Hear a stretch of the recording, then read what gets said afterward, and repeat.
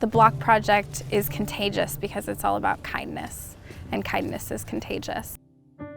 It hasn't just been about building homes, it's been about building communities. We are just absolutely floored every single time someone says they want a block home in their backyard. They want to invite someone that's currently living on the street into their personal space, into their hearts. I did everything behind a keyboard, and all of a sudden I was leading volunteers with table saws and tools to build a block home.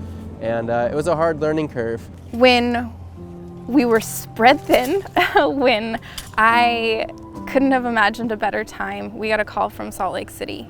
So we call, and I think there's several minutes of what is going on. You're gonna build a home and truck it up to Seattle? No way. By the time it registered, that first conversation, Jen was in tears. I got so moved because even if it didn't happen, it was still you guys from over 1,000 miles away saying, we want to help, we see what you're doing, and we want to be there for you. Not only are we people-driven, we're people-driven in pursuit of meaningful experience. Mastery is part of that. If you think about the phrase meaningful experience as a noun, tied up in that is quality and sophistication and understanding, and really all that boils down to mastery. I think there's a lot of art in construction, and that was the thing that scared me the most, and probably because of that, it's the thing that I learned the most from. Sometimes when you start something, you realize, oh, this is going to be hard. There was some wailing and gnashing of teeth out there. It was rough. It was hard to do. Interior wood panels and getting those to line up. Don't slap on a metal panel before you actually measure it, because it's really hard to take off. Measure twice, cut once. Build days could be fun. I think it was really fun. They could be crappy. Installing the composting toilet. They can be cold, they can be super hot. It was hot and itchy. Stuff still got to get done. Deadlines still have to get met. Stuff has to get built. My community's growing, not just for the block project, but for me. I'm making connections with people that I otherwise never would, and it feels like an extension of family, to be honest. I grew a lot from NexusBuilds, just solving it, accomplishing it, sometimes crying over it.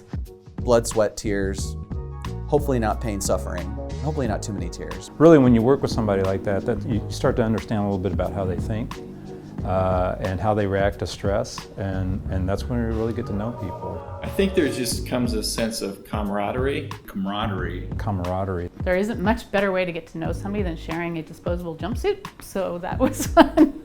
When you're done, and you see the fruits of what you accomplished,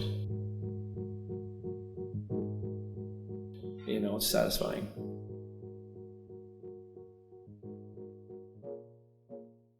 We got a phone call from them that said, hey, we'd heard that you'd been interested in being a host home. And it was really kind of this perfect timing where we felt settled, and I felt like we could do that. I think arriving on the truck wrapped up was like, this is something that it's a life-changing moment. Like, it's going to be like a memory that we'll always have.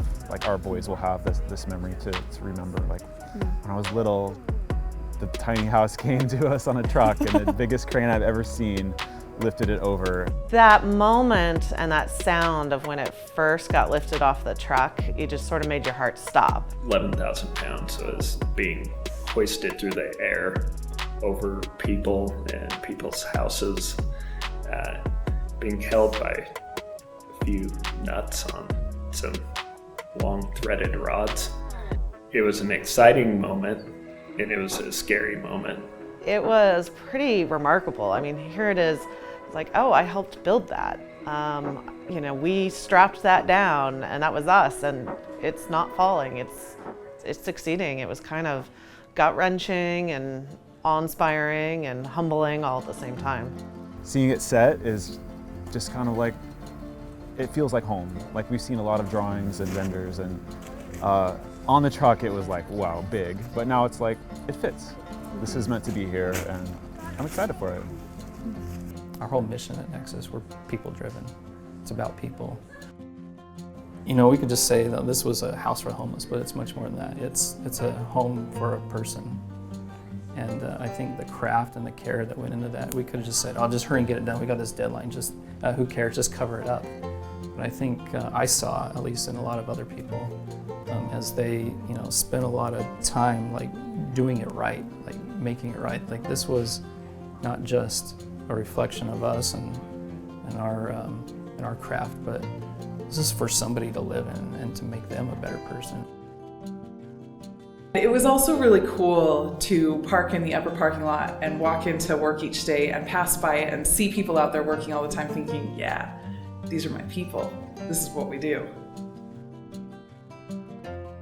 This is all of us, right? Like we're all involved in this. Whether homelessness has touched you personally or whether climate change has touched you personally, isn't really the important part yet. It's that we're all connected together and that when we all work together to solve these issues, we all feel it. We all live better for it. This is gonna go to someone who actually really needs it. And it was more of a sense of pride of not necessarily for us necessarily as Nexus, but as people helping each other was really cool. And I wish more people did things like that. When people are kind to each other, it spreads and people can see that and their hearts are warmed. Now, at this point, I feel like we truly say we're ready to build something that we've designed.